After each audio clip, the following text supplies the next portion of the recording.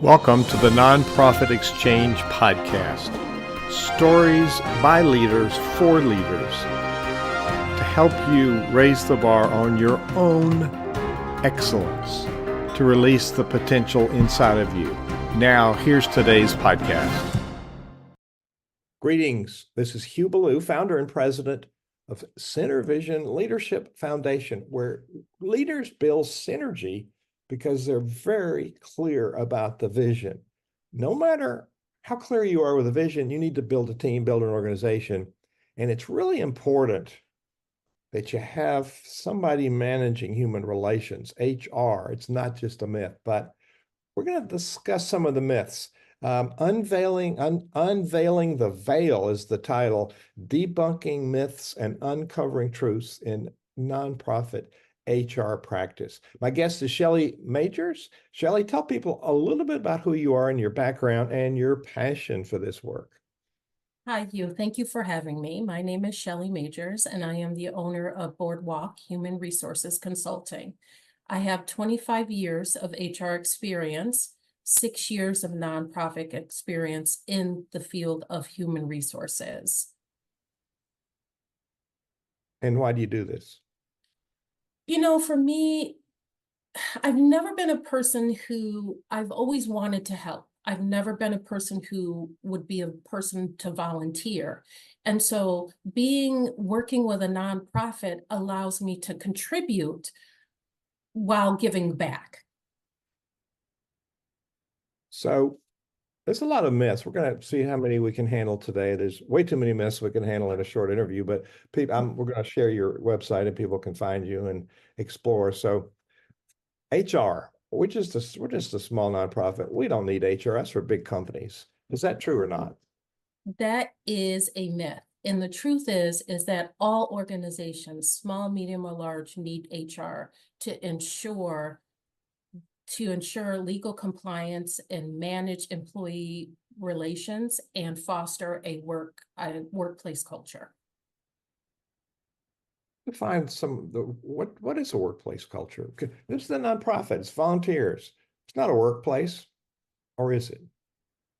It is a workplace. And even with volunteers, you need to make sure that the people that are working, whether employees or volunteers, abide by your mission and your vision for the organization and truly believe and stand behind what you're offering, because that really helps you be able to feel like the people are doing good.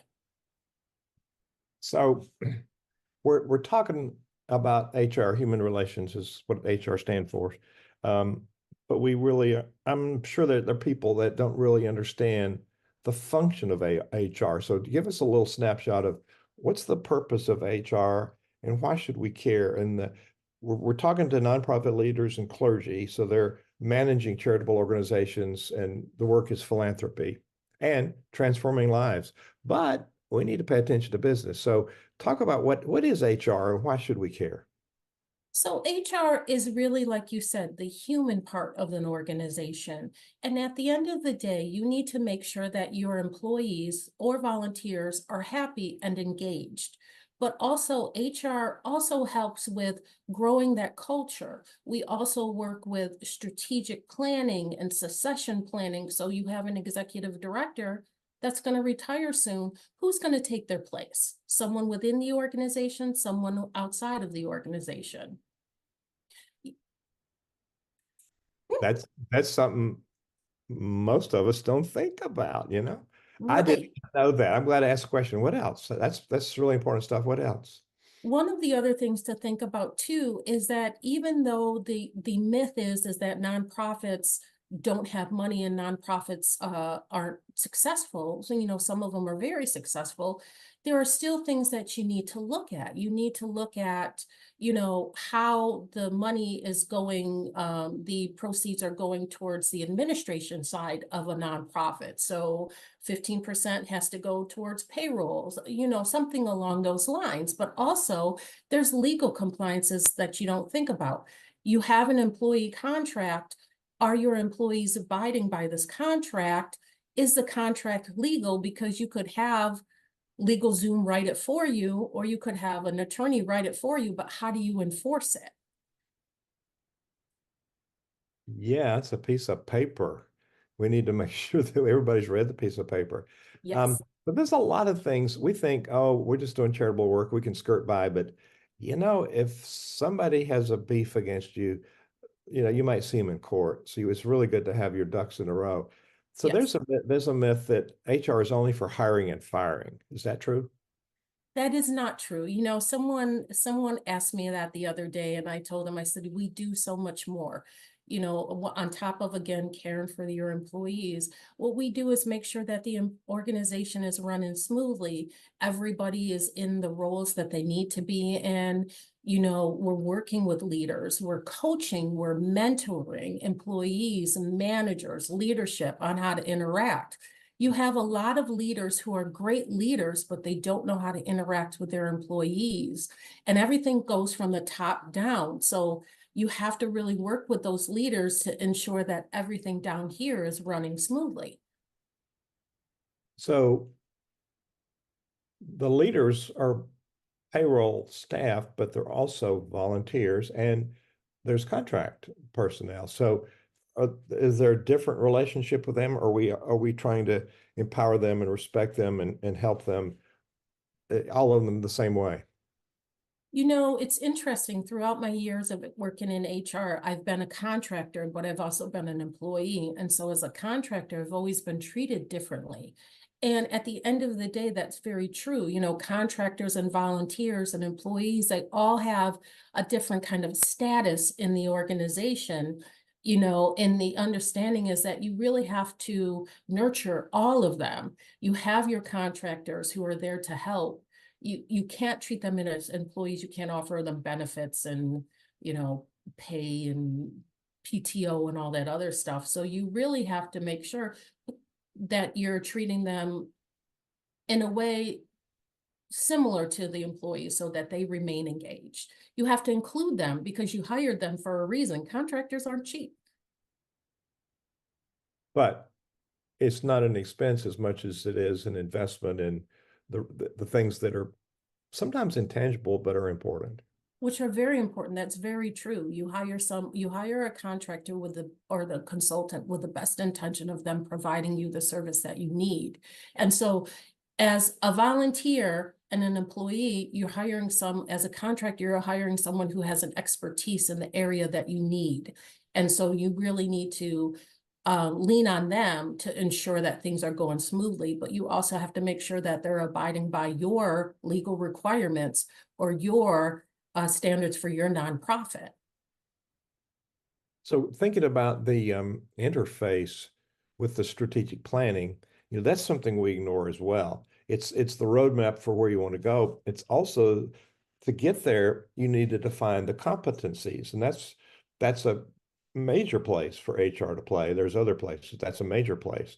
So who are you going to get, and what shoes will they fill, and then how do you write down the expectations? So you've seen people go into a job and then get dismissed because they didn't make the mark, but nobody defined exactly what that mark was. And that's a leadership problem, isn't it?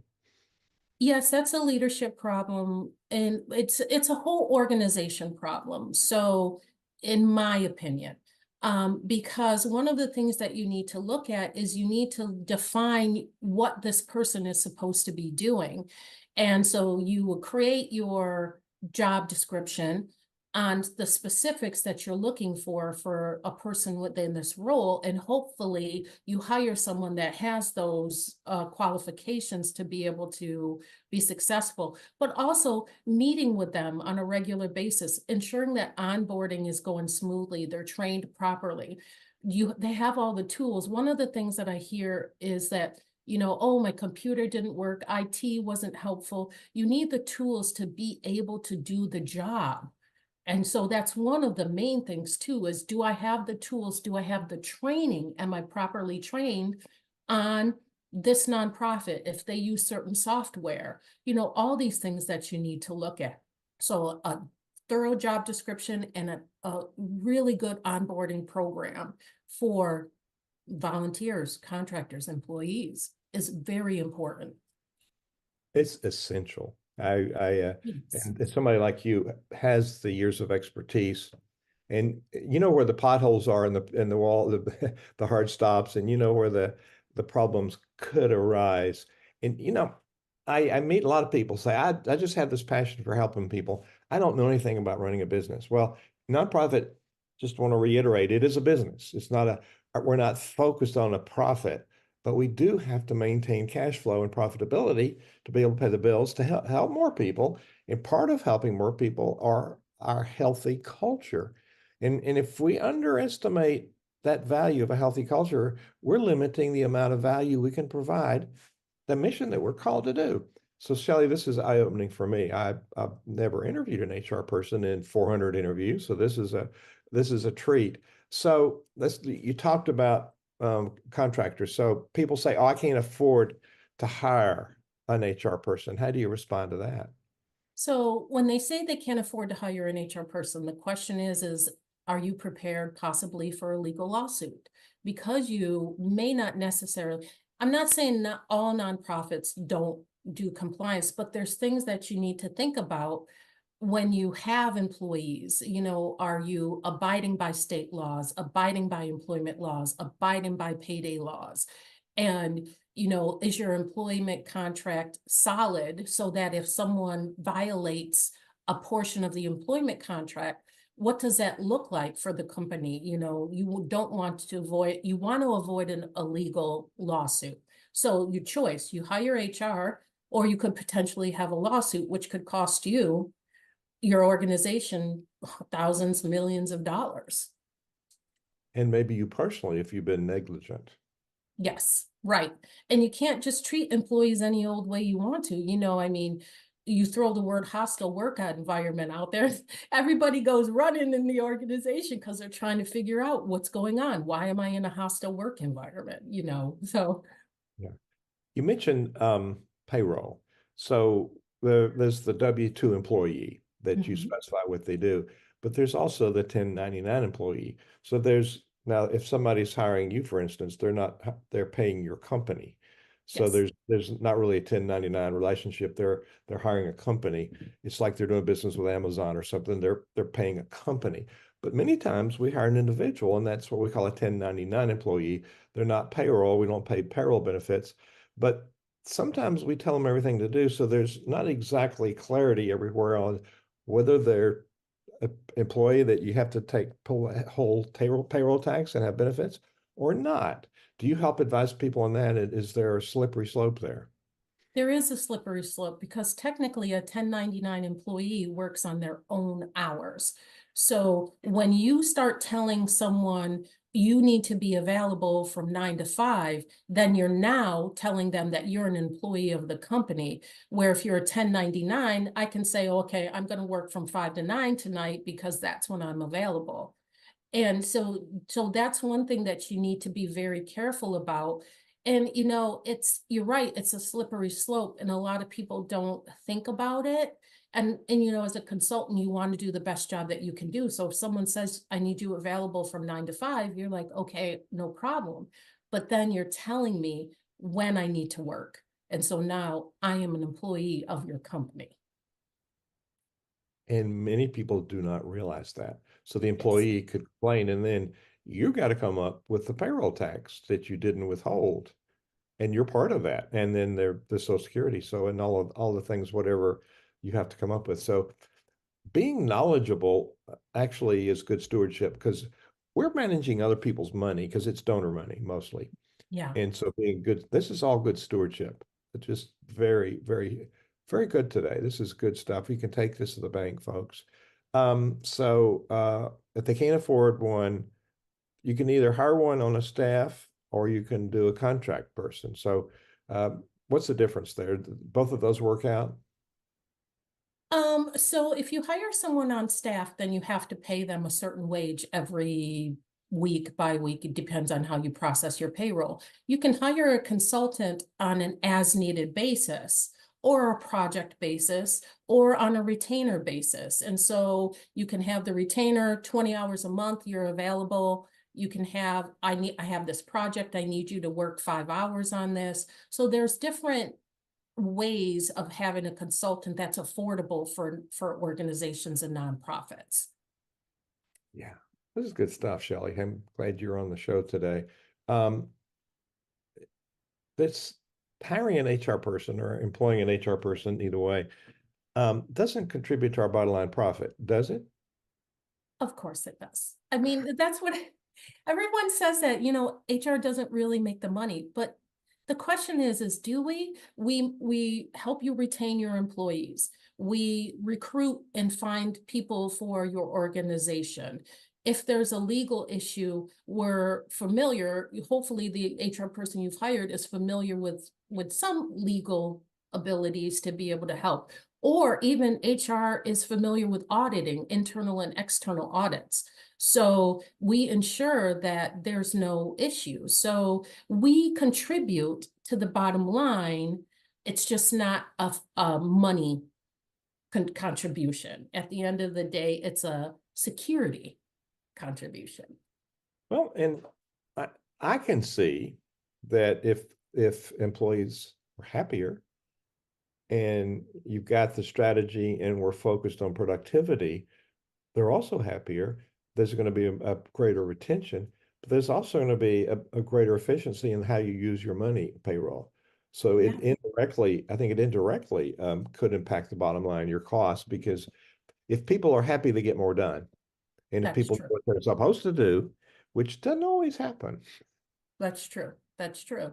That's very true. Mental health is a big deal now for all organizations, all employees working remotely in office. And so you got to ensure that your employees are content.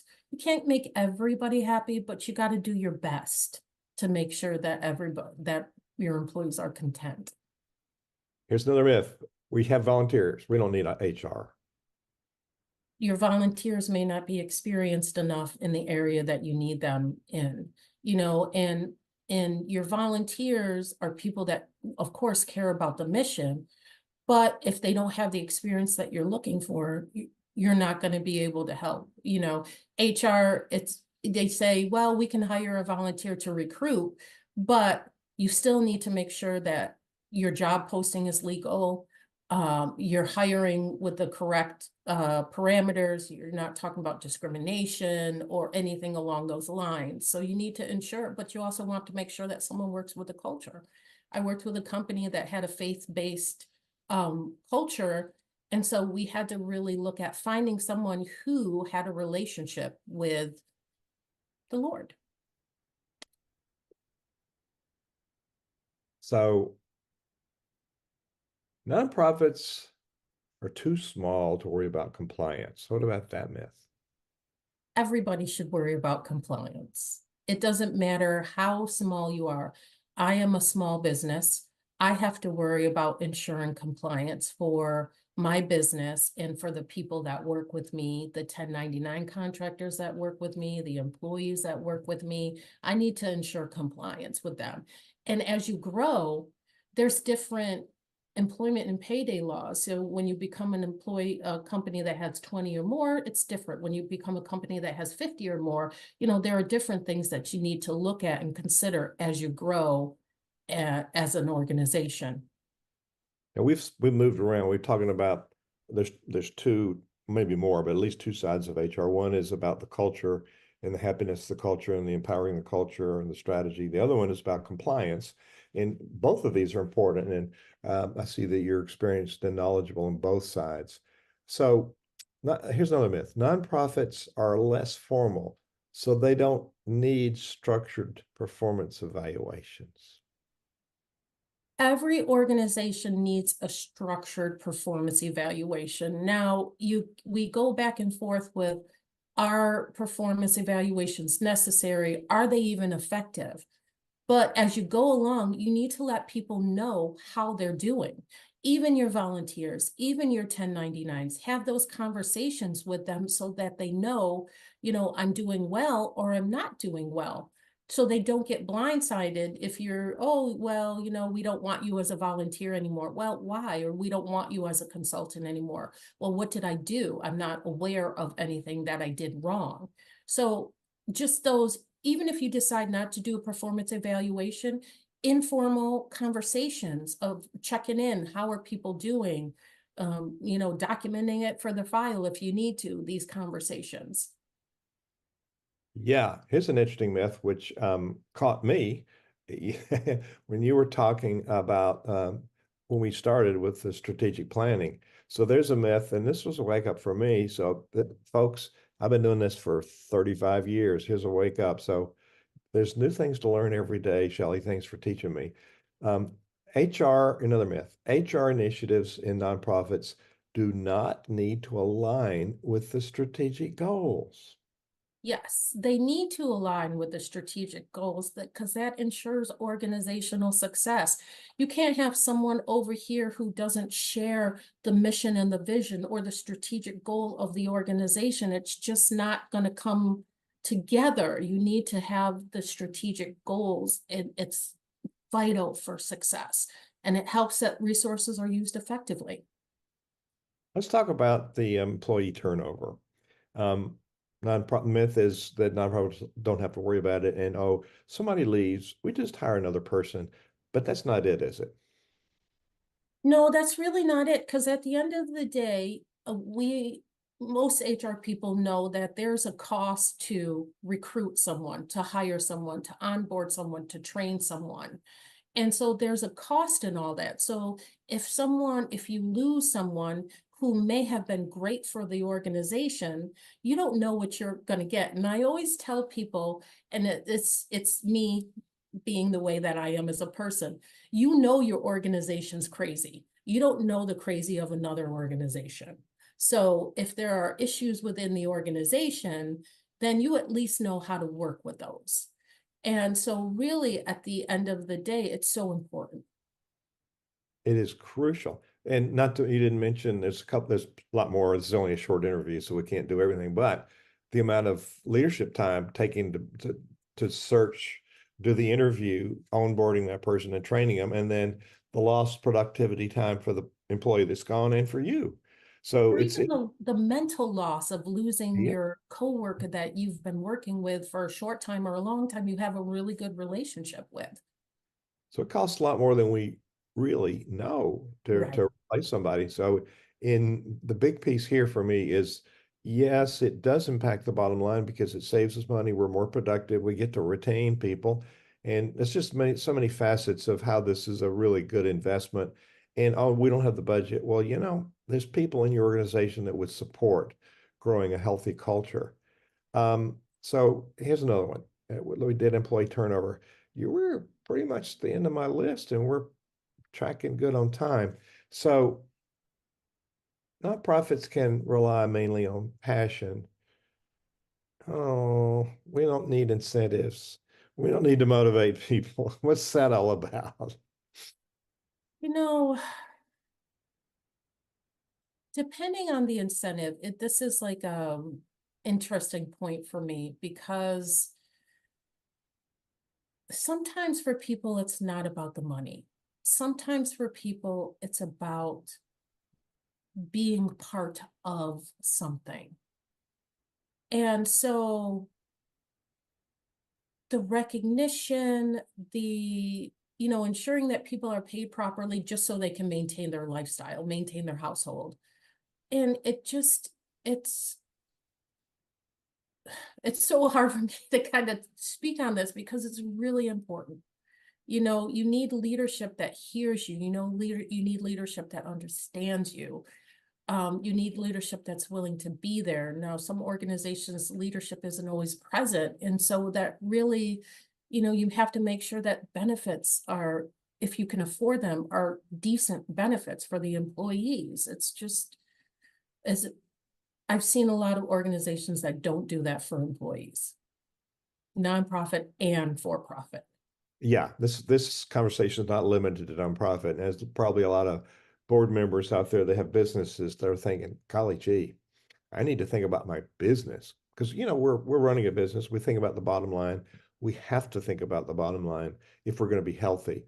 And so the big picture for me, Shelley, is if we have compliance and we have this culture upgrade, employees are going to stay longer. They're going to be happier, more productive. That means less stress on the leader. and Right. probably higher performance, you're going to attract higher donors.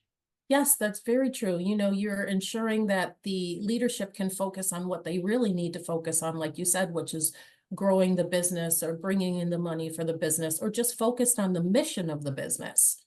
And not having to worry and getting into the weeds of what is this person doing? Are they doing their job? Let me check in. Yeah, that's fine, but Thank you for watching the Nonprofit focus on the Exchange. business. And the business of nonprofit or the business of church, it's the part, you can really say it's stewardship. The business part of this, it's the stewardship of it. So if you want to know more about Shelley and her business, it's Boardwalk Human Consulting, and the link is Boardwalk HR. It's all together, no dots or dashes, boardwalkhr.com. So Shelley, when people go to boardwalk.com, hr.com, excuse me, what will they find?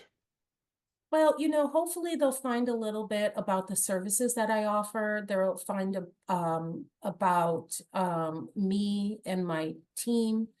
And so, you know, basically you'll find what you're looking for. And there's a contact button if people contact you and have questions, and your email, Boardwalk Consulting at Outlook. So there's a contact number and a contact form. So people have questions, can they fill out the form and will you answer them? I will, you know, you can even call me. I will be willing to have conversations with anyone. You know, it's so important to be available for everybody. Not everyone. I can't be available all the time.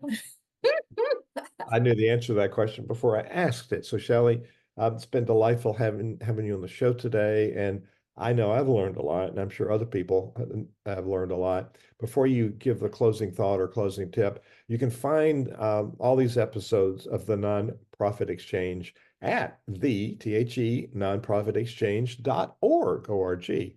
And they're all there with the latest one on top. You'll find this one first. There'll be also, you didn't take notes, you missed something, there's a transcript there. So you can find that part. It's got the timeline. You can find that part and say, oh yeah, that's about when she talked about it. So you can get those great sound bites and those tips that she offered along the way. thenonprofitexchange.org, and comment on it. We'd like to hear from you. Shelley, what do you want to leave people with? What thought or challenge or tip? The thought or challenge that I have is really, you have this nonprofit. You have this nonprofit because it's your passion. Are you doing everything you possibly can to ensure the success of your organization? We know most businesses fail within the first 5 years. And so you want to ensure success. So are you doing everything that you need to do to ensure success for your organization? Shelley Majors, thank you so much for being our guest today on the Nonprofit Exchange. Thank you, Hugh. Thank you for watching the Nonprofit Exchange.